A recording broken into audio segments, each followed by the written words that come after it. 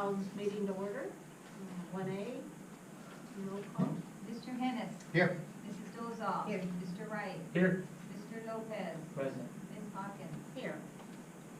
If you'll all stand and please join me in the Pledge of Allegiance and then join standing for a moment of silence.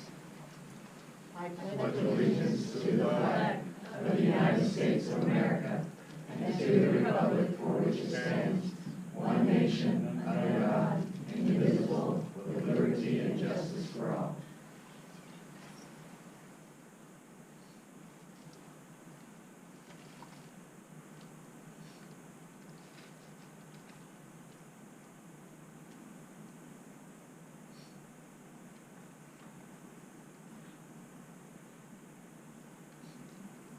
Thank you very much.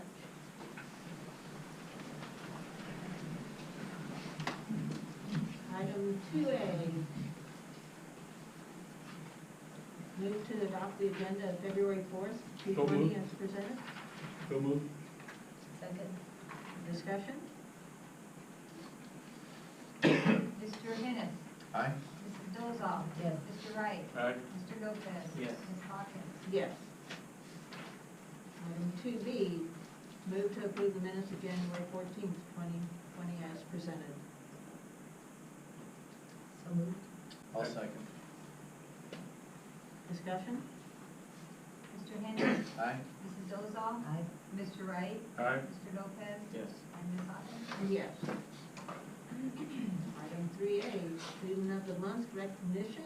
The Rotary Students of the Month will be presented by Principal Cole and Matt. Mr. Mapp is not here, but Mr. Anderson is. I will try to fill his shoes.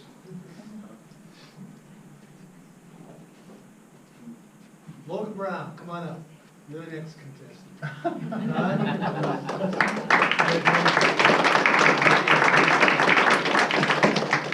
Parents, Angela Brown, Scott Brown. Are they present? Okay, thank you. He's maintained a 4.41 GPA throughout his high school career. Very impressive. Named an AP scholar with distinction. Very good. Maintained an average score of 3.5 on all his AP exams. Do you know how many you've taken so far? I mean, Five? Very, very impressive. Active member of Key Club, National Honor Society, with the Tri-Ed Music Honor Society. Participated with marching band for 4 years and percussion ensemble for 3 years. Had the opportunity to march with the Academy Drum and Bugle Corps for the entire 2019 summer. Oh, All over the country, okay. This was the outcome of a rigorous audition process that included students from all around the country. Logan hopes to pursue, and I doubt it'll be hope, he will pursue a degree in music education at the University of Arizona this year. Yes. Congratulations to Logan and his parents.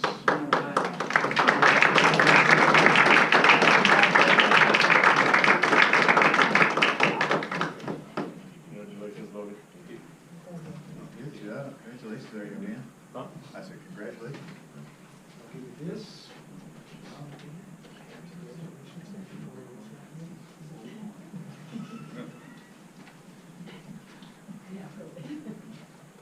Good evening, ladies and gentlemen of the board, parents, community members.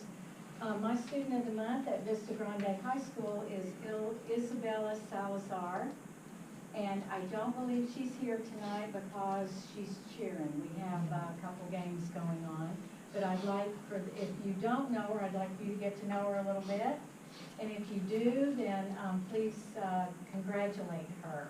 Her parents are Hector and Brenda Salazar, and she has been very busy in high school.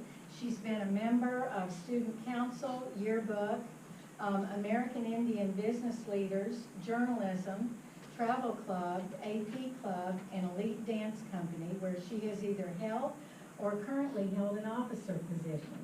As far as athletics, she has been a member of varsity cheer for the past 2 years, and she's currently a captain. She's maintained a high GPA, which has allowed her to earn an academic letter last year, as well as a varsity letter for cheer. She has spent the summers of her last 4 years of high school volunteering over 400 hours at Banner Health Hospital here in Casa Grande. Every day after school and cheer practice, she attends classes from 7 to 9 at the studio where she has been dancing since she was 4 years old. This past summer, she decided to take her passion for dance one step further. She began her own business by the name of Bella's Creative Dance. With her business, she now works through City Parks and Rec, teaching ballet to students 3 through 10. This might let you know why she wasn't able to be here tonight. She's a pretty busy young lady. Her list of life and career goals include hoping to attend U of A. Okay. Can't go wrong. College of Nursing, where she will work to obtain her BSN and become a registered nurse. Her ultimate goal is to become an obstetrics nurse. Through her many hours of service at Banner Hospital, she grew a strong fondness for the labor and delivery unit, and after walking the halls of that unit for hours a week, she learned that women's health care is an inspiring and empowering field that she would like to become a part of. Isabella Salazar.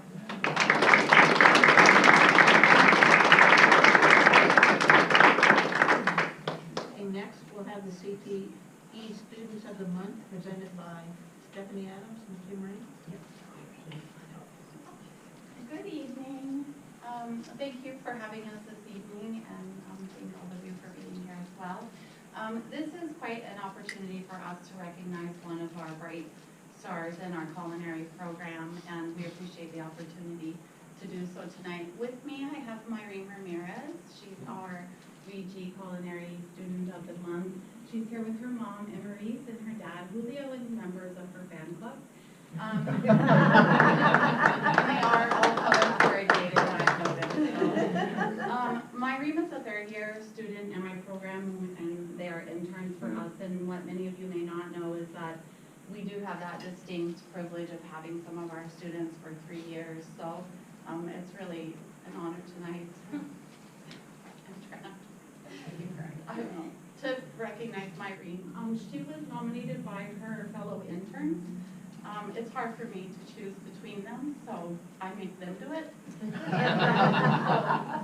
Because I love them each equally, I say to them, you vote for someone to be your top intern and you can't vote for yourself. So Myrene was selected, and she's certainly worthy of the honor. She's our FCCLA president for our club. She's attended leadership camp for us, and I'm hoping will compete at state in Tucson in April. She's also an active member with our culinary Kudo Cafe, and has earned her trip to Disneyland for the 2nd year in a row through her volunteer time and work in the cafe. So for those and for many other reasons, we've selected Myrene as our student of the month and our intern of the year. So.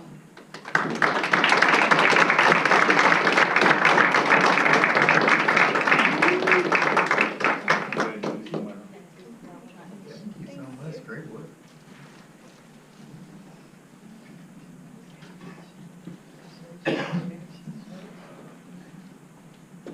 We'll just follow right along in culinary at Casa Grande Union. And you know, it is always a hard decision to pick the best, you know. I'm like Kim, we get choked up with our kids. This is Miriam, and she came to me as a sophomore, the quietest child you've ever known. I never heard anything out of her, nothing. She would do what her teammates told her as a sophomore, and then she became a junior. She took my next class. How exciting. Saw a little improvement. She loved to read. And then she hit her 3rd year, which is this year. She is an intern for me. And let me tell you, she is a totally different person than she ever was before. She talks. She moves around. She goes a step ahead of me. She knows what I need. She knows what the students need. She's done everything before, so she knows how to handle things. She's in the beginning class with those students.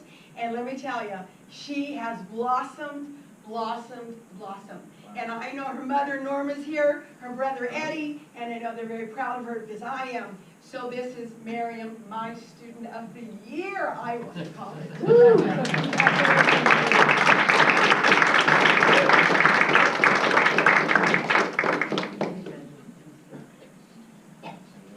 She would never have done that 3 years ago.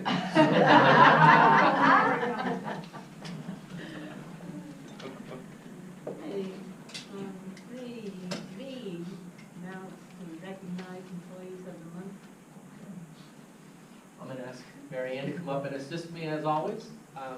President Hawkins, members of the governing board, it is always our pleasure to bring to you the this month's employees of the month, those of you who could be here. So we'll we'll read their names and bring them up. Katrina Wagner. Oh. I think she is on here. Katrina is unfortunately working soccer tonight, but so we'll make sure she gets this. Gary Smothers.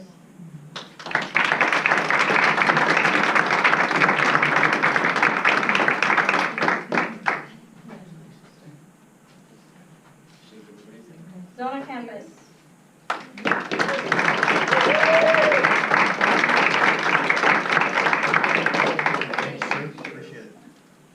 Steve Koenigseder, Coach K.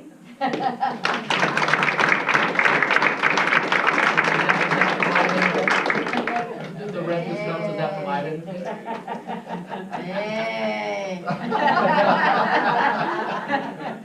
Lewis Mallet. Congratulations. Lewis, I don't think could make it tonight. Great did he? subject. Congratulations. Karen Smothers.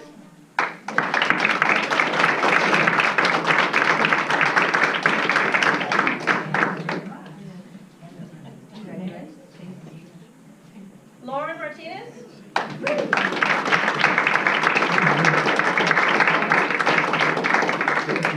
Thank you. Appreciate it.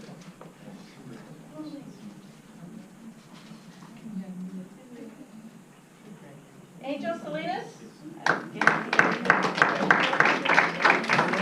Congratulations. Rodolfo Perez.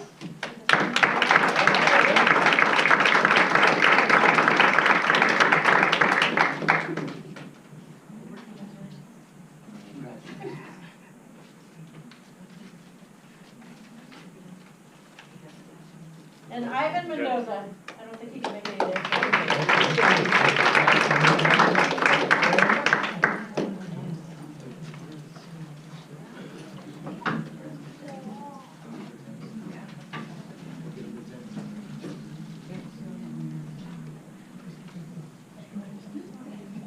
For A, we do not have a call for public, so the next will be number 5A, the superintendent's report. President Hawkins, members of the governing board, it's always my pleasure to be able to brag on the things that have happened around the district for the last month. First of all, I wanted to share with you, I think you know that our campaign, we really worked hard in the district to try to find some mobile hotspots for our students who don't have internet at home or have weak internet or whatever else. And so at this time, we've checked out 63 devices to date. So we're really pleased that we're doing that. I'm also working with the mayor and with Larry Raines on helping him to identify some of the areas in the city where we might have limited access, because the city is working hard to bring that up to speed as well. So I wanted to share that with you. Big congratulations to the Casa Grande Union and Vista Grande CTE students from all of our CTE programs when they visited CGMS 8th graders last month to help our students learn about CTE. So when our kids get to go out and be the champions for their stuff, it really gets people excited. Congratulations to the Vista Grande Theater Company. They did an outstanding job with their performance of Barefoot in the Park. I got a good chance to go and see that. And when they're in the black box in that little intimate theater, it's quite the experience. Congratulations to Vista Grande Math Club. They attended the Math League qualifying competition at Cerrito High School and had Victor Winter and Mark Cruz play second and third place respectively at the freshman grade level, and junior Tony Evans qualified for the state competition. So some success there. Congratulations to the Casa Grande Union Jazz Band. I got also a chance to see them. They did an outstanding job performing at the Greater Chamber of Commerce annual dinner. They were the entertainment prior to dinner and did a fabulous job last month. Congratulations to Vista Grande Thespians who competed at the Southern Arizona Festival for Theater and achieved 6 superiors and 1 excellent. So congratulations to that group of students. They also qualified for nationals now. Congratulations to Vista Grande Student Council who attended state convention last month.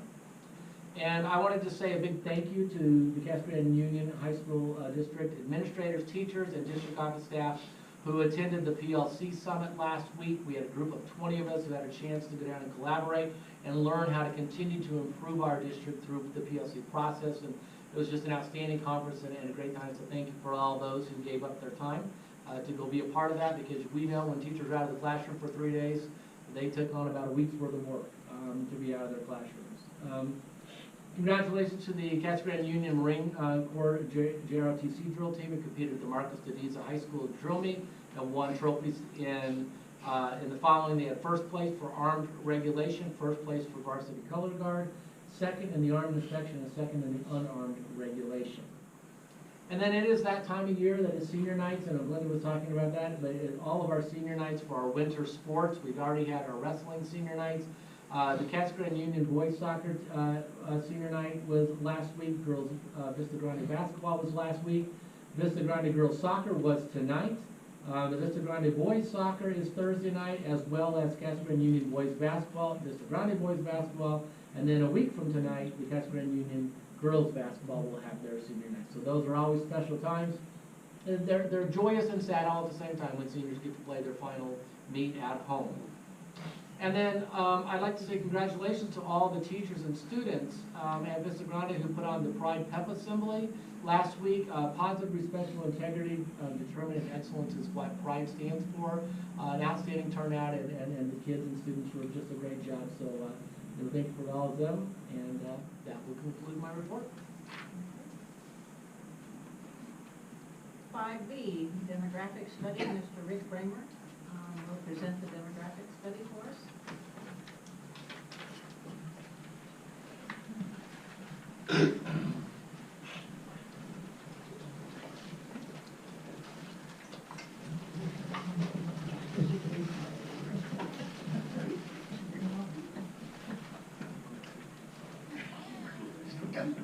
Can we clear a room or what? Demographics, but I think I got something better to do. Yeah, there's far too many numbers in this one. Let me,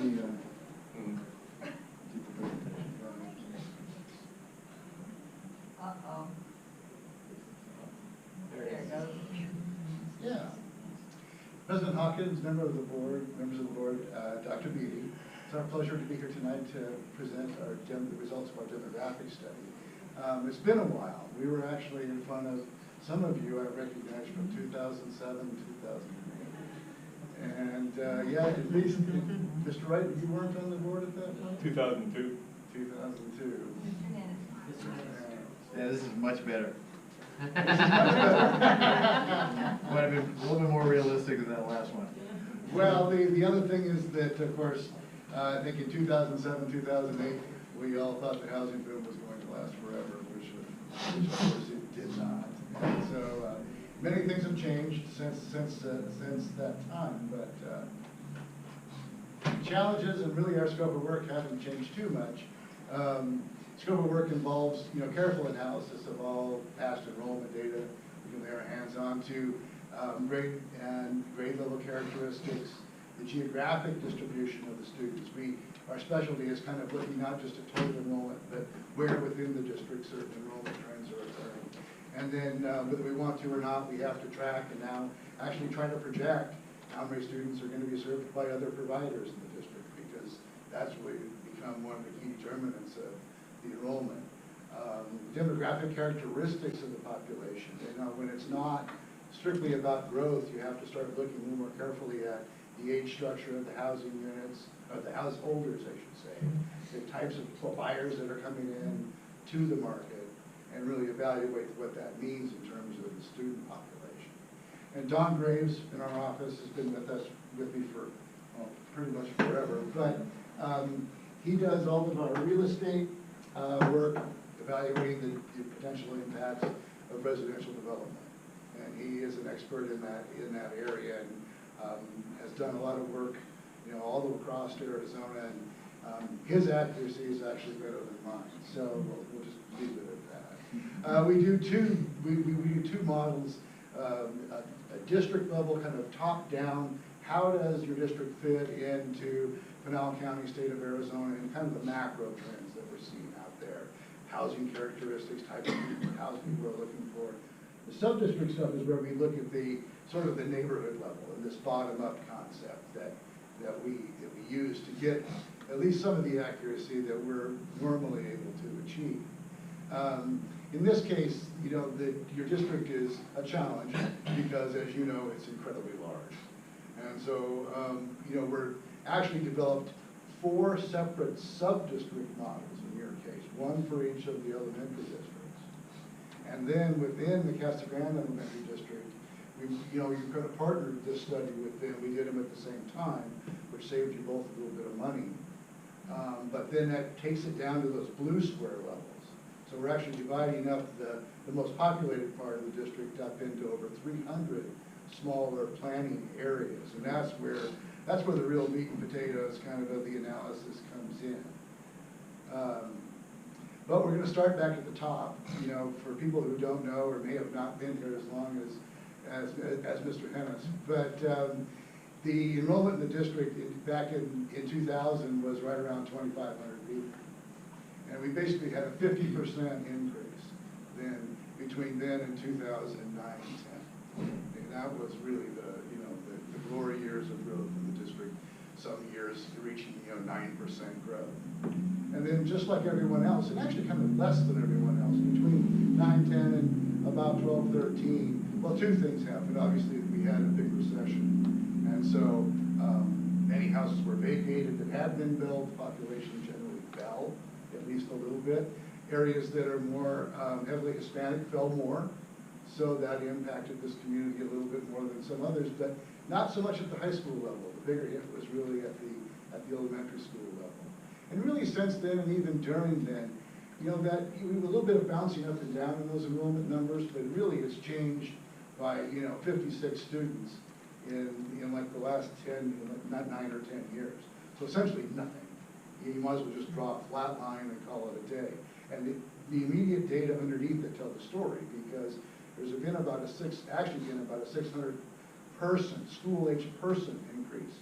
So the number of persons 14 to 17 live in the district has gone up during the recovery by about 600.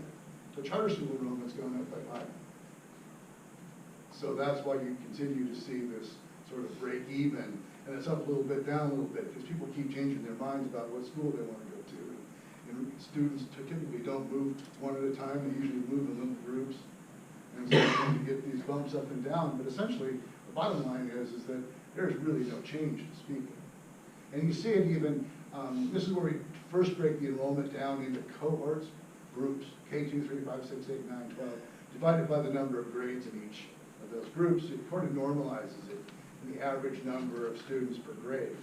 And during the big boom, you can see how that K2 component especially really shot up. And when you're building lower cost entry level type housing, that's what happens during the growth phase, is those lower grades will shoot up. Since then, of course, they've been even more impacted than you have by charter schools. So they've really struggled with their enrollment. And your enrollment has basically been, as we said, steady and flat. And it's not, there's worse things in the world than just being flat. Right now, you can see at the very end of the chart, we've got a little uptick in the 6-8 group right now. You'll see that over the next couple of years. But then you'll notice what's happening in the 3-5 group behind it. Now, granted, the people will move in and out, but generally speaking, one's up, one's down. We're still not looking at any radical changes, basically in the near term, based on what this data is telling us. Again, we talked about working at the small area level, so we get just directory information for every student, the home address, what school they go to, et cetera. And we actually then put a real world XY coordinate, latitude, longitude. We plot out every student in the district where they live. And then we can correlate the number of students that come from the neighborhood with how many houses are there, age of houses that are there, the price of houses that are there, and that's where we get the characteristics to do our small area modeling, is by matching up the students with the characteristics of where they live. And then we can do some fun maps, you know, to kind of look at. In this case, this is just showing the density. So the colors in this map show you enrollment per square mile. The numbers that show up on each cell is the number of students that come from that area. And this is just sort of the basis of, you know, our small area modeling. You can see where, you know, even though we're doing small area modeling of the whole district, there's really, again, only about 100 or 150 of the grids that you really have to pay much attention to at this point in terms of modeling. And this is interesting enough, but, you know, it's more interesting probably is, since we did you guys in 2007, 2008, I know what it looked like 12 years ago too. So now you can actually see the change in the number of students that came out of each one of those grid planning areas over the last 12 years. And everywhere where it's blue, there's been losses. The white color is sort of almost no change, and then red is where there's been enrollment increases. And the red generally follows where, you know, housing units have been added. But you can also see there's been a lot of aging in the neighborhoods, and some impact of the charter schools. You know, somewhere along the line, they pulled 500 extra kids out of the system during this period of time too. So it's really a mixed bag. We don't see a lot of highs or lows, but there's definitely losses taking place in quite a bit of the district as well. Population of the district, between 2000 and 2010, that golden period we were talking about, increasing from about 55,000. That's the total population, you know, of the entire school district. 55,000, 54,000, up to almost 87,000 in a decade. And then actually have added, you know, another almost 9,000 or so people to the district in the 2010 decade, at least through 2019. So it really hasn't stopped growing. The characteristics, though, are changing, and that's what we pay the most attention to. So even though it's not your cohort, they drive your cohorts. I'm really interested in what percent of the population is in the under 5 and the 5 to 13 groups, because that's where your future is going to come from. And as you can see, that number has been consistently shifting down as a share of the population. So, and in fact, to the point where between 10 and 19, the actual number of people under age of 5 fell in the district. The gross number actually fell. So, you know, not a lot of worry, because it's a small decline, but not a lot of reason to think you're going to grow a whole bunch either. It's kind of the message. And you can see it being driven down here by the share of the householders that fall into these two age groups. Because the householders in the 35 to 44 and the 45 to 54-year-old age groups are the ones that drive high school enrollment. There's a very high correlation between those two groups and the number of high school students. And you can see that's also fallen pretty much proportionally with, you know, some of sort of the changes that we've seen in the school-age population. Over to the red, where I've got those circled, where especially in the first period, households grew at an overall rate of 5.3% per year. Okay, that's good. 45 to 54 is your key group, grew at almost the same rate, 5%. And the group before wasn't that much smaller at 3%. They were all growing. Whereas if you look at what's happened, you know, in the last 9 years, you actually see an actual loss in the 25 to 34 group, which is where most of the elementary kiddos come from.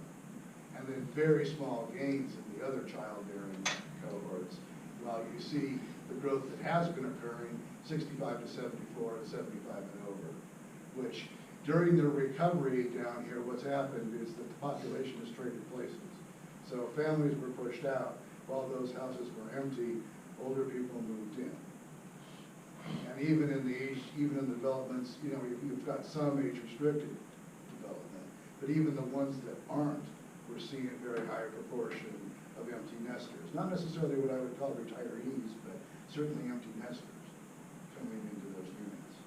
I have a question on map 2, and you're showing the density, and I'm pretty certain that's Arizona City that's dense down there that feeds into this district, but it's not featured.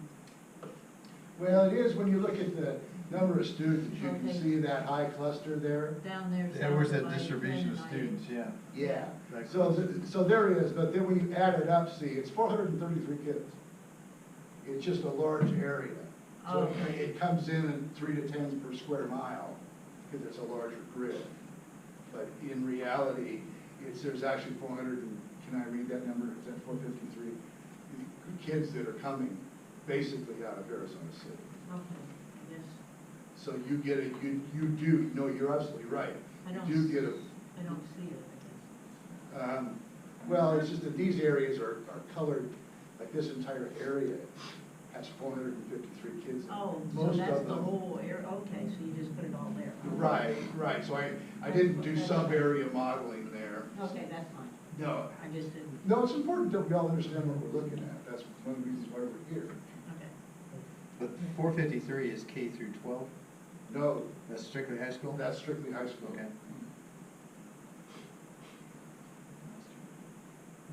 So it's a pretty big number. Yeah, it's a big number. But we do have this shift in age going on. And, you know, it doesn't affect you as much as the elementaries, but at least not yet. But we have this incredible decline in the birth rates during the recession. I know there's a lot going on in this chart. But essentially, between 2006 and 2011, birth rates in Arizona dropped by about 19%.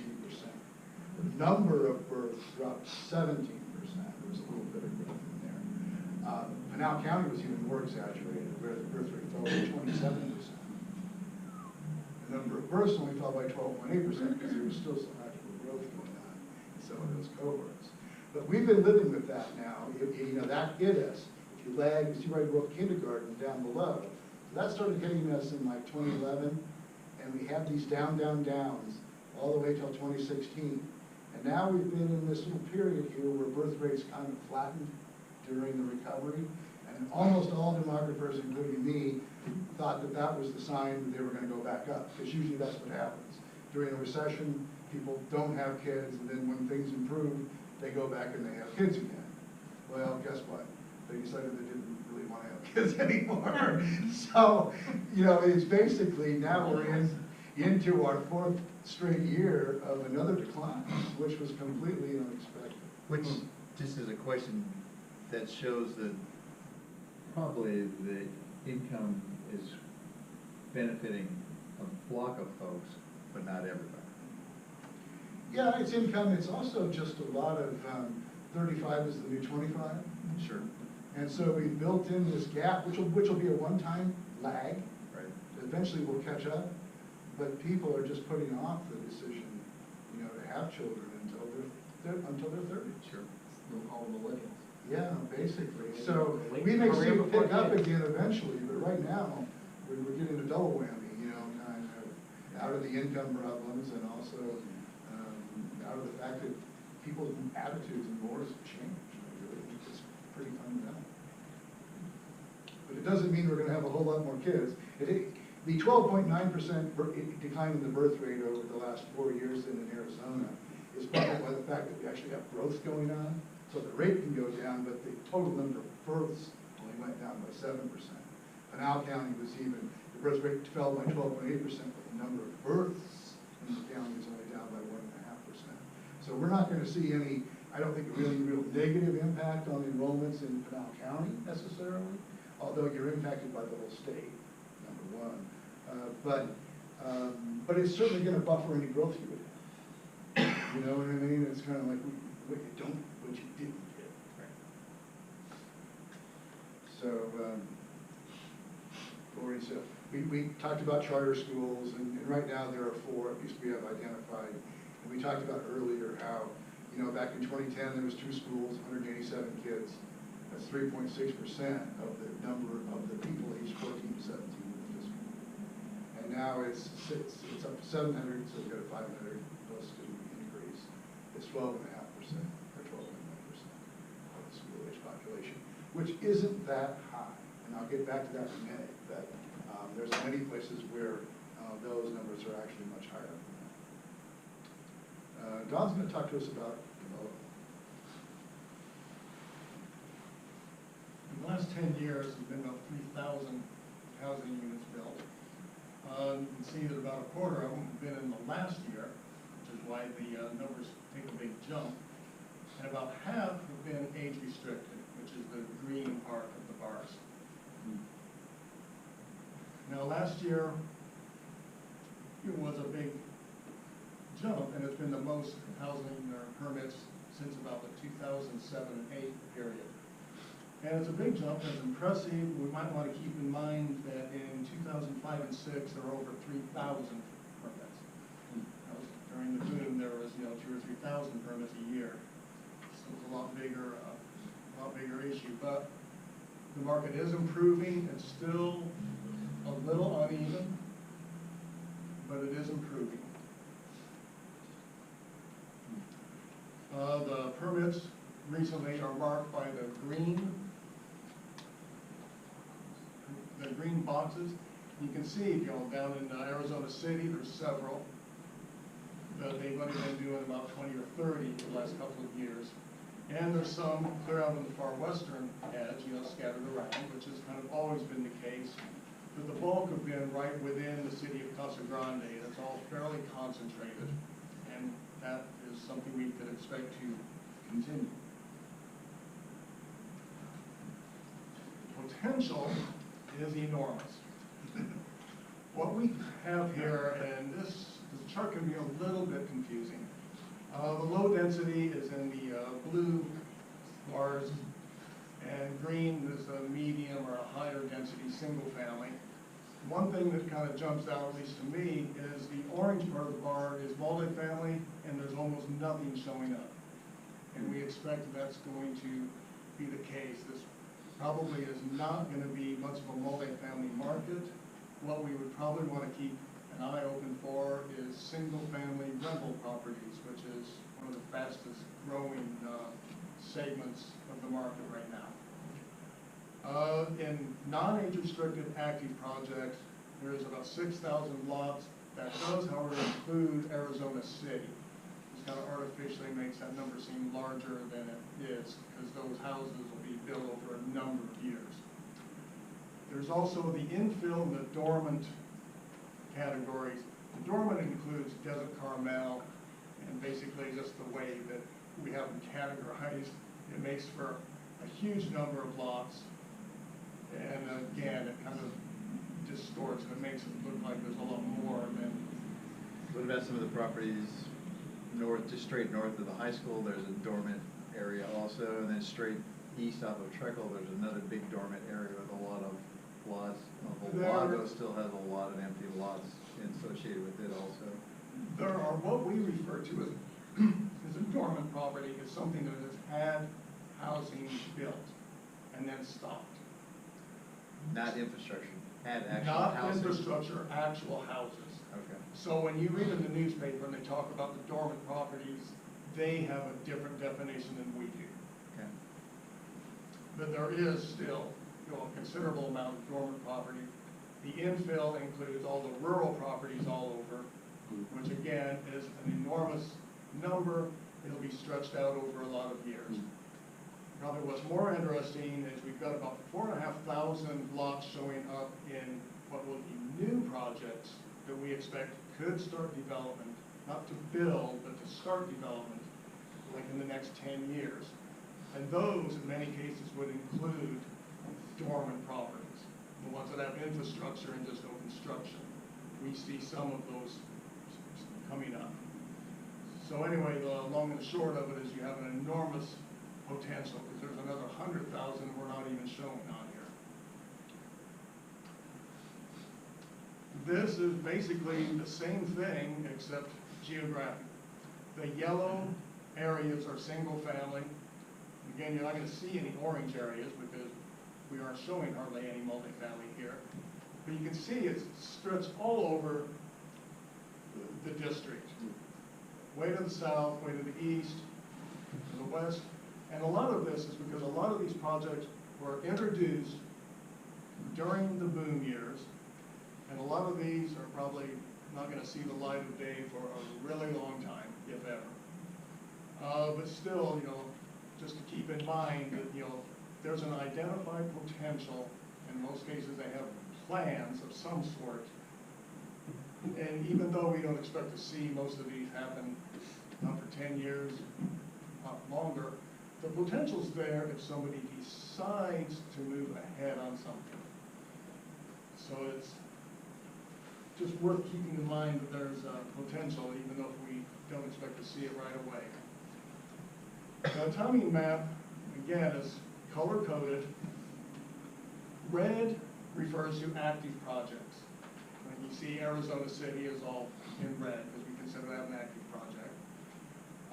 Orange would refer to something that's coming up soon, in the next couple of years. We'll zoom in to a little closer because most of the areas, again, are not going to be coming into development for quite a few years. What we see basically is the development that's coming up and will be coming up in the next few years is going to be right around the central city itself. And unlike prior to the recession, we aren't going to see too much development going east of I-10. At one time, that was expected to be the, a big, heavy developed area. That's no longer the case. Golden Corridor. Yes, well, there's been, and the market changes. When we've looked and we can see, even in Maricopa County, we can see these big shifts in where development was going and shifted around, and that's what's happening.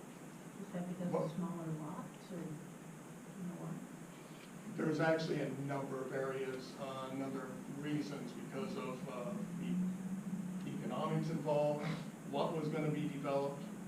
The two things, in a nutshell, is where growth was going to happen was distorted by the recession, and what was going to be built was also distorted by the recession.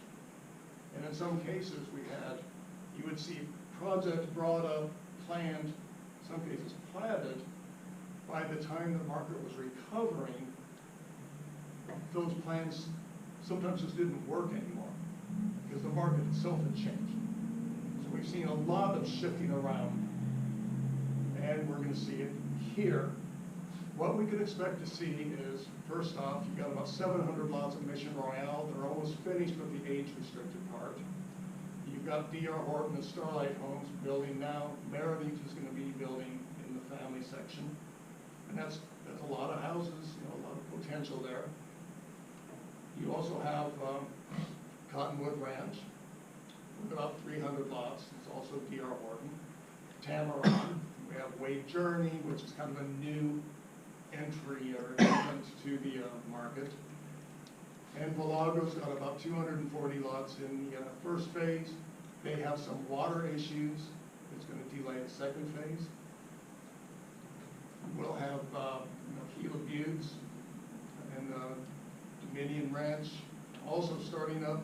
But everything is going to be centered right around the central city. A couple of things that I think it's worth keeping in mind is the market is still not completely recovered. We're seeing in a lot of cases, developers or builders are coming in and they're not buying subdivisions, they're buying lots in the subdivisions. So what we can see is very fast building and then drop off. Fast and drop. When we studied in Buckeye, there was one development there that went through this cycle about 3 times. They had like 3 different builders came in here, so you'd have, it's built 80 houses one year and 0 the next. I don't know that that's going to happen here, but it's a possibility. The other thing, we've got some other dormant properties, and you've got planning going on, and there's builders that are interested. Builders that haven't been here before are looking actively at areas.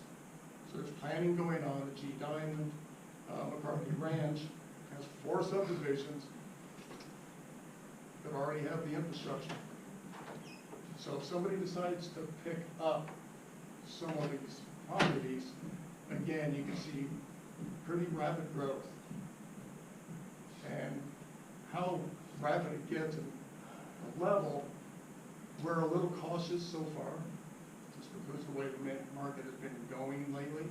And you also have competition because the same thing's happening in Coolidge. And Maricopa is building really well.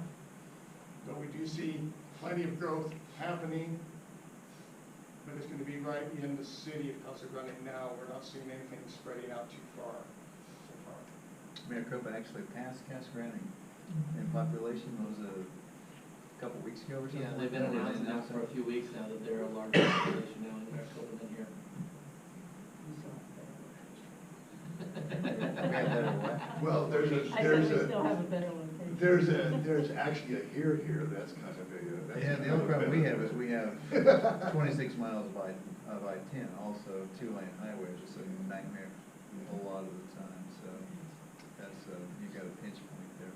Yeah, and that's. Is there still drive to qualify, is that still Well, kind it's of back. back in the olden days? It's back, it's not like it was in 2006 or 7. Because that was kind of a big wreck for Casa Grande, some of these outlying places, also Maricopa, Casa Grande, where you have those folks come in and, buy houses they shouldn't have been in Sure. to begin with. Sure, and like John said, you had developers taking down square miles. Oh, yeah, Instead of throwing quarter houses up. sections. Right. You know, and so that's how our projections got so wacky too, because we're looking at what the developers are putting in the ground for infrastructure. Usually good builders don't do that unless they're pretty sure they're gonna build something, because they're spending big dollars to do that. It just did not happen. They were giving money away. They certainly gave someone's money away, but I think we all paid for that one in the end. So in terms of our projections, it's driven by housing units and also the characteristics of the households. I'm not gonna show you, break down the population by age, but that's what I'm using basically as my drivers, households by age. But, in the short term, we're seeing a rise to maybe 1,100 units a year, and then, we'll kind of burn through some of the lowest hanging fruit, and we'll get back to at least 900 units a year, but we're not going to get ahead of ourselves here. And the first 3 or 4 years, I think, are pretty much in the bag. I wouldn't worry about those numbers. But once you get out between, 5 years, 7 and 10, I think there's a lot of wild cards right now. We're going to see how many jobs really come from the new factories, and we're going to have a lot of things resolved here in the next 3 or 4 years. But there's enough in the pipeline, there's enough low-hanging fruit, and I say that, fully developed lots, that someone just needs to come in and build a house on, that there's every reason to believe that we're going to have some construction. 9,000 units in 10 years, 7,800 households, that's just an occupied housing unit. So you get about 7,800 new households. And then we're worried about translating, like I said, the households into school-age population. So that's persons living in the district, age 14 to 17, whether they go to one of your schools or not. Okay? And the second group of columns is your enrollment. And then, of course, we're always looking at what the difference is between the number of students, number of persons of school age who live in the district versus how many attend schools. And so the difference, has it's basically risen and then fallen. It's again vacillating somewhat. But generally, between 2000 and 2010, you gained ground. Starting off in 2010, see 66% of the school-age population attended one of your schools. That's very, very, very low back in the year 2000. Average was probably around 85%. So you guys were always lower than the average. But then actually during the decade between 2000 and 2010, you were actually able to pick up some ground on that. Some of the things that you implemented, you got your capture rate, I call it, enrollment to population ratio, up to almost 72%.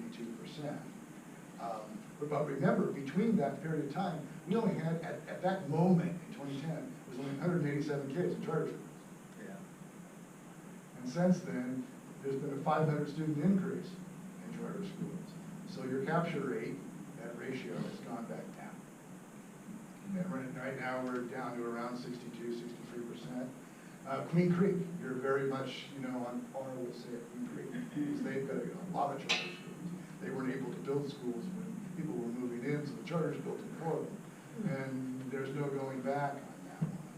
So you kind of have to judge, where you are by where you are. There's not any one number. These are not horrible numbers. Like I said, I've definitely seen worse, especially given the fact that it was never tremendously high. There was always either students who, A, weren't attending school, school-age persons who weren't attending school at all, or they're going to the valley. And you've always had both of those contingents.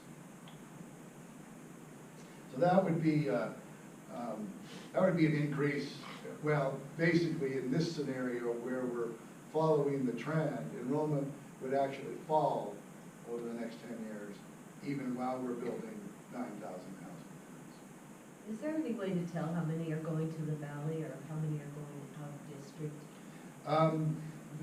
The state has that information. They don't release it. I happen to look for Tempe Union and Chandler. So I kind of know what those numbers look like.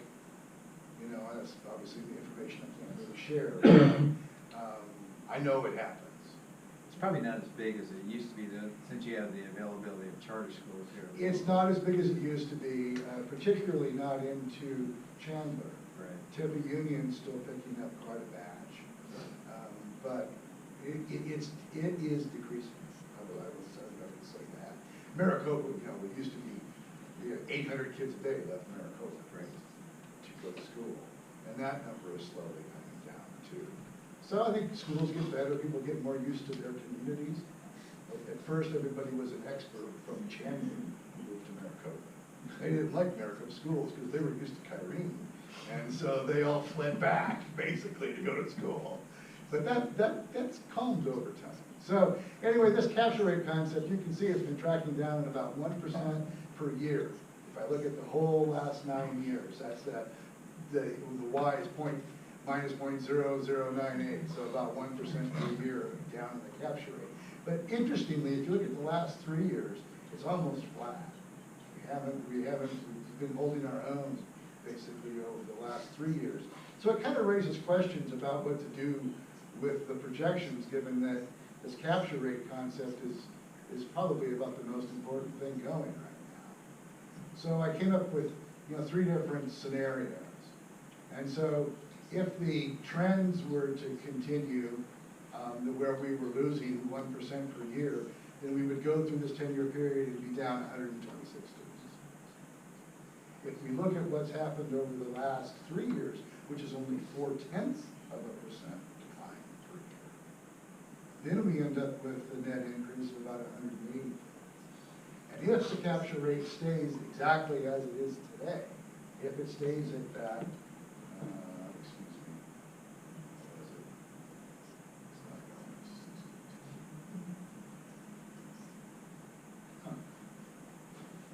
62.7%. If you could hold that rate, then you'd have 500 more students over the next 10 years.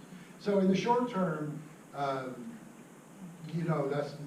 it's much better than in the long term. These curves get further apart as you go out in time, and that's just what happens with the uncertainty that you have dealing with. But in the projections that we've done for the sub-district, we assumed the mid scenario rather than the trend scenario.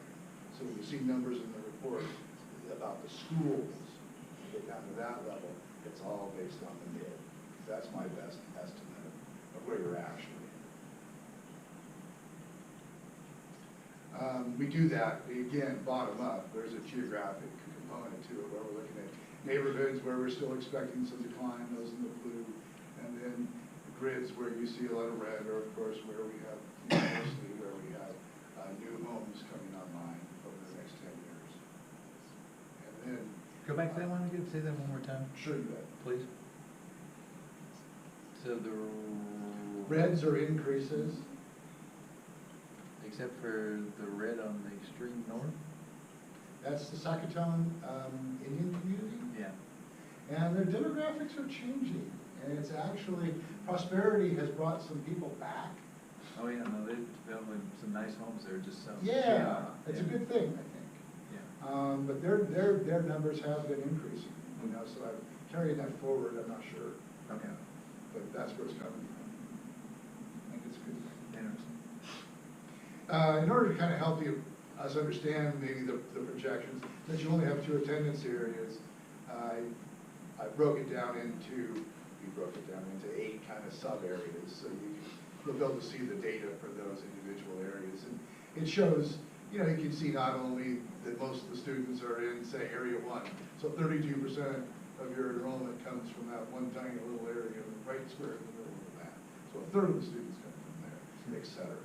It also shows by area then where the students choose to go to high school, because you always have crossover between the schools. So Don and I work in a world where everybody's tied to a location geographically. That doesn't mean they're gonna particularly go to that school. So when doing our projections by school, we have to take into account how many of them are likely to choose Casa Grande High School or over Vista Grande High School. So that's kind of where in addition to just being some good information for general planning and bus routing, I think it's kind of handy. And then you have the projections then by attendance area at the top, which broken down again, geographically based. So that includes the 2 high school attendance areas plus the out-of-district component. And that's, you get the total in the middle of the page. And then if I apply those ratios we were talking about to each sub-area about who picks to go to which school, then we get the projections, the last 2 rows, which actually gives you the numbers at each of the high schools. And so we've got, you know, the 1920 actual, couldn't really compare it to 7-8 because you had 4 schools and only 2 now, so it wasn't really able to compare that. But it basically shows that, you know, all the growth that we're expecting in the next 10 years at least, in this case it's only 183, we're going with that mid scenario, would be entirely in the Casa Grande high school attendance area. But not big losses out of Vistaford, it's just holding their own, basically. So I'll let you out of here at some point today, I promise. Definitely experienced a rebound. I've never seen so much caution in a rebound in my entire life. Dysart School District was also another one where they built 8,700 units per year during the year. And it's taken a really long time to come back there too. So as Dawn said, the recovery even hasn't been even. And everybody's been looking for, well, first they were looking for move-up housing. Now everybody's looking for entry-level housing, which is probably why they're interested in doing it. And in between all of that, people got interested in living downtown again, which actually pulled out a number of would-be home buyers that would have otherwise, in the old days, have gone to the suburbs, ended up buying a condo in downtown Phoenix. And there is that group taking a bite, you know, out of what would have otherwise historically probably come here. Realistically, that boom that happened in that time frame probably was over-generated as far as the amount of houses and everything. I mean, you're probably realistically not going to see that style of boom is what was kind of drawing. I mean, that was unrealistic, and it was a house of cards. Well, we were building houses for people who were building houses. Exactly. I didn't write that quote, by the way, but that was exactly what was happening. But, you know, we have a much more solid economic base under us. And the construction employment has not risen nearly as much as it actually probably should have. I mean, we've got about a 20% backlog right now as near as I can get good housing.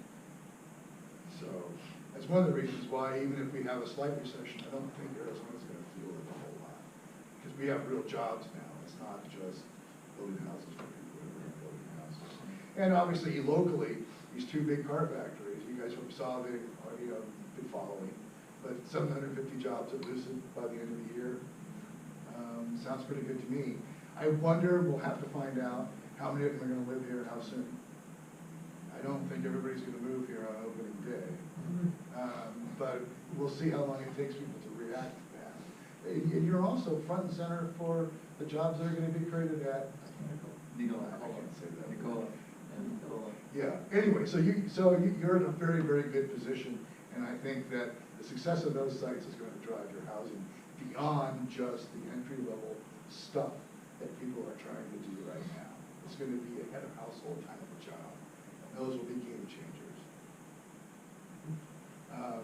We can still be impacted, unfortunately, in the future. If we start seeing housing activity, you'll get the attention, I'm afraid, of probably another charter operator. That tends to be what happens. So in looking at our capture rate, you might think, is this going to continue to go up? And history tells me it's probably not.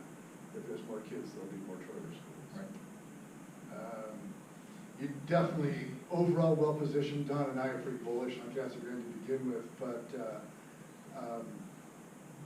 not everybody has been. And there's, I think, enough people that got burned last time that it's been a really slow road back.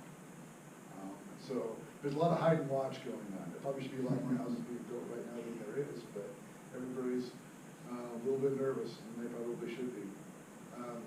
Realistically, that 62% is probably to whatever 38% ratio is going to charter versus coming into public school, probably going to be, even as you see growth, probably a number that you can extend for a long time. I have yet to see a district gain ground. I have some that have definitely stabilized, where we finally feel like we've got saturation. But those are built out areas where there's no more kids coming in, so the market's fixed. That's not you guys. You guys have growth coming. So we'll see what happens. I do think there are slight, enrollment increases possible, perhaps as much as 50 students next year, but the other projection says we can be down by 60. Again, the one-year range is somewhere probably in there, in between those. So I hope you got some information out of it. If you've got any questions, Don and I are at your disposal. I'm sorry I took so long. Oh, that's excellent. You guys, I tell you what, this is so much more, I mean, back then, I know you guys were dealing with the numbers you were dealing with and plots, et cetera, but that was such a, I mean, we were kind of talking a little bit about beforehand. We have 5 schools now, and we have, et cetera, and we were picking places where we were going to put schools, and there was going to be 250,000 people in here, and you just, when you questioned it, it was just, you knew it wasn't, Well, it everybody couldn't was sustain it, so, I think this was conservative. yeah. Well, yeah, and I guess I've gotten that way as I've gotten a little older too, but especially with current year funding, there's no more margin left. And in fact, if I'm going to be off, my preference is to under-project. Yeah. Realistically, probably a concern for our board also is the increase in the block of voting age people that we have now. Yeah. Especially the more mature folks who vote and don't vote for different things. Yeah. And actually, that capture rate plays into that too. Queen Creek has the same problem where only 2/3 of the families have a stake in their local schools. Yeah. So in addition to the people who don't have any stake at all, but even amongst the ones who do have kids. Interesting. Yeah, thank you very much. This is very good. Well, thank you for the opportunity.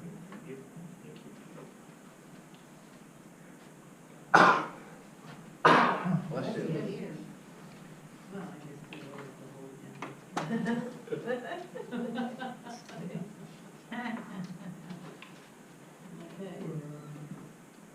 Okay, so, item number 6A, matters reserved for board action, move to approve intergovernmental agreement technology consortium. I'll move. This is an annual type thing? Second. Discussion? Mr. Hennis. Aye. Mrs. Dolzall. Aye. Mr. Wright. Yes. Mr. Lopez. Yes. And Ms. Hawkins. Yes. 6B, solar analysis. I move we table this until we have some more information from the attorney with, we talked about. I second that motion. Do we need to have discussion? Mr. Hennis. Aye. Mrs. Dolzall. Aye. Mr. Wright. Aye. Mr. Lopez. Yes. And Ms. Hawkins. Yes, thank you. Okay. Item 6C, move to approve new courses to be included in the 2021 Casa Grande Union High School District Course Description Guide. So moved. I'll second that. Discussion? Mr. Hennis. Aye. Mrs. Dolzall? Yes. Mr. Wright? Yes. Mr. Lopez? Yes. And Ms. Hawkins? Yes. 6D, move to approve the Casa Grande Union High School gifted scope and sequence as presented. So moved. Second, I'll second that. That's fine. discussion? Mr. Hennis? Yes. Mrs. Dolzall? Yes. Mr. Wright? Yes. Mr. Lopez? Yes. Ms. Hawkins? Yes. 6E, move to approve the revised employee contracts as presented for the 2021 fiscal year. I'll move that. Second? Discussion? These are just templates, right, isn't that, as we kind of look? Yes, this is the language as recommended by our attorney for the contracts that we will issue our employees this month. So this is a chance for you to see the language that's in it. It's also a chance, because it's a public document, for all of our employees to see the language and the changes projected before we would issue contracts. And that's for the 2021 year? 2021 school year. Are we going to issue contracts before the salary amounts are determined? Right now, our plan is to issue contracts in the week prior to spring break, hopefully by the 12th of March. We had our first initial IBN meeting, and so we have those dates scheduled. And the last meeting is scheduled prior to that, so we're gonna hopefully, I know everybody's hopeful that we can work through that and not to have any, not to go back and have to change contracts or renew contracts after we issue them. We don't really wanna have contingency language if we don't have to, so that's our goal. And you know where the governor's money is right now? Yes, well, we know, How yes, much less yes. the governor's gonna offer you? Yes, yes. So, we're aware of that, and, so with all those projections, our idea meetings are scheduled, and the last one is scheduled to be finished before we would issue contracts. And how long do they have to sign? They'll have 15 working days. So one of the reasons, and a lot of the things, the reason you issue contracts to teachers before spring break is the spring break date do not count against their 15 days. And if anybody wanted to feel like they had ample time to make some decisions that they chose not to work for us, they would have a week to look around without having to also lose days. Now, we hope that's not the case for our good teachers who want to keep them here, but we have to give them 15 days. So they would be due back in April. That's great. Call for the question. Mr. Hennis? Yes. Mrs. Dolzall? Yes. Mr. Wright? Yes. Mr. Lopez? Yes. Ms. Hawkins? Yes. Item 6F, donations, move to approve the following donations: $100 from CG Drama Boosters to the theater renovation, and $100 from Fisher to CGJROTC. So moved. Discussion? Thank you. Thank you. This is a big thank you. Mr. Hennis? Yes. Mrs. Dolzall? Yes. Mr. Wright? Yes. Mr. Lopez? Yes. And Ms. Hawkins? Yes. And 6G, move to accept the following board informational reports as presented. I'll move. Second. Discussion? That's great news on the bus drivers, being that fully staffed. Yeah, 96% on time. Yeah, it's been, well, so they report. Ask our building level principals if they're 96% on time. The buses. There you go. Okay. But it's better. It's better. That's good. Yes. Mr. Hennis? Mrs. Dolzall? Yes. Mr. Wright? Yes. Mr. Lopez? Yes. And Ms. Hawkins? Yes. Okay, go to the consent agenda. We have A through H. Is there anything anybody wants taken off of it? I move we approve items A through H. I'll second. Discussion? Yeah, I would like to just make a note of the resignations and I hate to lose good people in the drama department for Vista, but you gotta move on. But, and Mr. Griffiths, we're glad that you're moving in your direction, and we're gonna still have you on board and keep doing the great things that you're doing. Mr. Hennis? Yes. Mrs. Dozal? Yes. Mr. Wright? Yes. Mr. Lopez? Yes. And Ms. Hawkins? Yes. There's nothing under 8, so board items, future agenda items. Anybody have any? I think just the solar. And as soon as I get Bring as that much of meeting, that information together. yeah, as soon as I get that meeting, I will, I'll let you know and I'll get that information out to you. Item 10, adjourn. Move to adjourn. All in favor?